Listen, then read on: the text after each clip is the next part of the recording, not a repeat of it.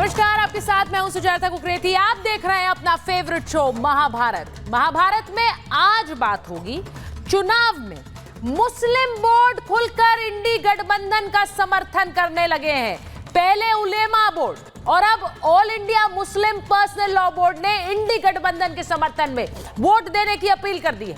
क्या धर्म के आधार पर वोटों की ये गोलबंदी संविधान के तहत है? पूरा समुदाय, इस धर्म के लोग मिलकर एक राजनीतिक गठबंधन को वोट दे, क्या ये संविधान के तहत है? आज इस पर होगी महाभारत। इसी के साथ साथ आज बात यह भी कि क्या मुस्लिम वोट के लिए कुछ भी करेंगे। पहले मुस्लिम आरक्षण की मांग, जिसका समर्थन करती हुई नजर आ रही है कांग्रेस पार्टी।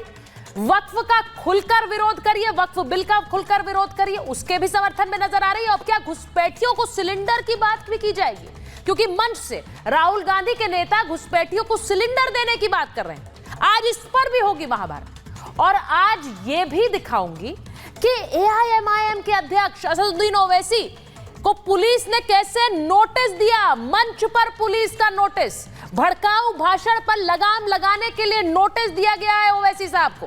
पर ओवैसी उस बीच मंच पर 15 मिनट को कैसे अपने वोटर्स को लुभाने के लिए इस्तेमाल कर रहे हैं। 15 मिनट वाला भाषण आपको याद है? 15 मिनट पुलिस हटा दो तो बता देंगे क्या कर सकते हैं, ये वाला भाषण आपको याद है? अब इसी भाषण का इस्तेमाल असदुद्दीन ओवैसी अपने भाषणों में कर रहे हैं, याद दिला रहे हैं और याद दिलाकर अपने वोटर्स को लुभा रहे हैं। लेकिन क्या ये याद दिलाकर आप बहुसंख्यक समाज को धमकी नहीं दे रहे? जरा सुनिए असदुद्दीन ओवैसी ने क्या कहा और मंच पर नोटिस पाने के बाद लोगों से क्या बात रखी। सुनिए जरा, देखिए जरा। 15 मिनट है अभी।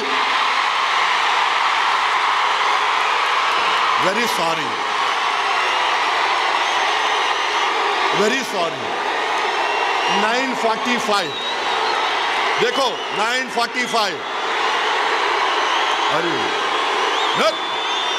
मोदी को नोटिस नहीं दिए, ओवैसी को दिए। 3 दिन पहले मोदी आए थे, मोदी को देना था ना, देना था नहीं देना था, उनको नहीं दिए, ओवैसी को दिए। क्योंकि मैं सन इन लॉ हूं, क्या हूं नहीं मालूम। In lighter vein, don't take it seriously. मेरे को लव लेटर दिए, हमारे ससुरे की तरफ से आई नोटिस। दामाद से बहुत मोहब्बत करते ना इन लोग। हजरत पुलिस दामाद को लाइटर वैन में दिल पे न खोलो, कोई भी गुर्दे पे लेके। तो असदुद्दीन ओवैसी बोल रहे हैं कि मुझे नोटिस दे दिया गया। अब क्यों दे दिया गया? 15 मिनट का जिक्र आप बार बार कर रहे हैं। 15 मिनट को अपने वोटर्स को याद भी करा रहे हैं। क्यों करा रहे हैं? क्योंकि मुस्लिम वोट चाहिए और इसी मुस्लिम वोट के लिए All India Muslim personal law Board INDI गठबंधन को समर्थन देने के लिए तैयार है और कह रहा है कि हमारी शर्तें माननी पड़ेंगी और वो शर्तें मानी भी जा रही हैं। आज इसी पर महाभारत कर रही हूं। All India Muslim personal law board भी अब समर्थन में आ गया है। पहले उलेमा बोर्ड, उसके बाद all India Muslim personal law board और वहां झारखंड में जमीयत उलामा, ये सब कह रहे हैं वोट के लिए हम समर्थन करेंगे। ये रिपोर्ट देखिए।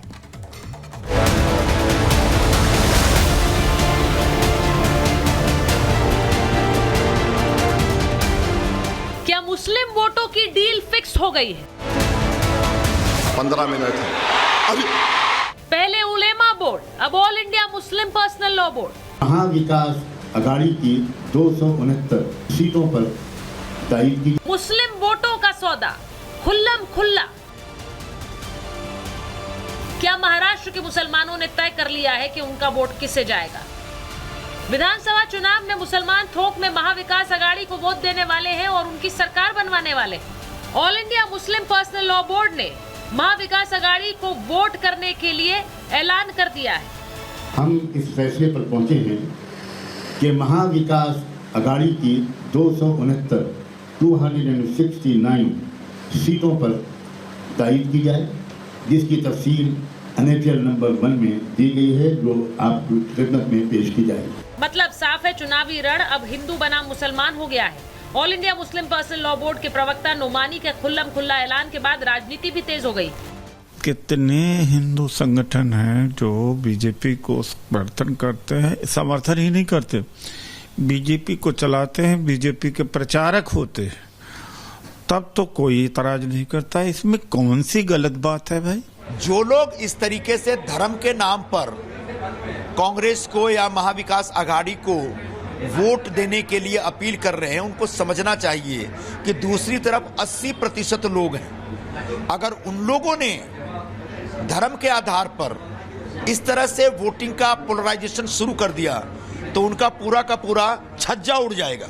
ये चुनाव महाविकास आघाड़ी क्लियर कट मुस्लिम वोटों के आधार पर और मुस्लिम लोगों को हमको ही मुस्लिम करके मतदान करो इस मुद्दे पे कह रहे, इसको ही हम जिहाद कह रहे। और इसके लिए अभी महाविकास आघाड़ी एंड कांग्रेस ये पूरी तरह से एक्सपोज हो गई है। नोमानी का ये बयान बताता है कि उद्धव ठाकरे, शरद पवार और कांग्रेस ने मुसलमानों से हाथ मिला लिया है, लेकिन उसके बदले सौदा किया है मुसलमानों की कई बातें मानने का। इसको लेकर उलेमा बोर्ड ने बकायदा अपना मांग पत्र भी सौंपा है। अगाड़ी के हामी भरने के बाद सशर्त समर्थन जाहिर किया है। कुछ दिन पहले कांग्रेस पार्टी के अध्यक्ष को ये सारे उलेमा मिले और कहा मुसलमानों को आरक्षण देना चाहिए। आप लोग सहमत हो क्या मुस्लिम आरक्षण के लिए? अरे जोर से बोलो, सहमत हो क्या? ऐसा ही कुछ मामला झारखंड से भी सामने आया। लोहरदगा में जमीयत उलेमा ने मुसलमानों से इंडी गठबंधन को वोट देने की अपील की है। वहीं खुलकर कांग्रेस नेता घुसपैठियों को फ्री में सिलेंडर देने की बात कर रहे हैं। जैसे सरकार बनेगी 1 दिसंबर से गैस सिलेंडर का कीमत सिर्फ 450 रुपए होगा। ये आम जनता, ना उसमें हिंदू देखा जाएगा, ना मुसलमान देखा जाएगा, ना घुसपैठिए देखा जाएगा, तो ना कोई और चीज देखा जाएगा। कांग्रेस की ये सोच देश के सामने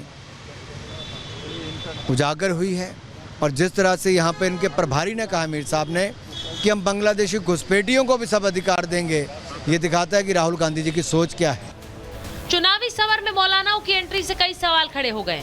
सवाल ये कि all India Muslim personal law board और उलेमा बोर्ड के पैगाम को क्या मुसलमान मानेंगे? सवाल ये भी कि क्या धर्म के आधार पर वोट की गोलबंदी संविधान के तहत है? और सवाल ये भी कि वोट के लिए फतवा भी कबूल है, वक्फ भी कबूल है और घुसपैठिए भी कबूल है क्या? Bureau report, Republic Bharat. वक्फ का खुलकर विरोध भी कबूल है, घुसपैठिए भी कबूल है। ये सब हो रहा है मुस्लिम वोट के लिए।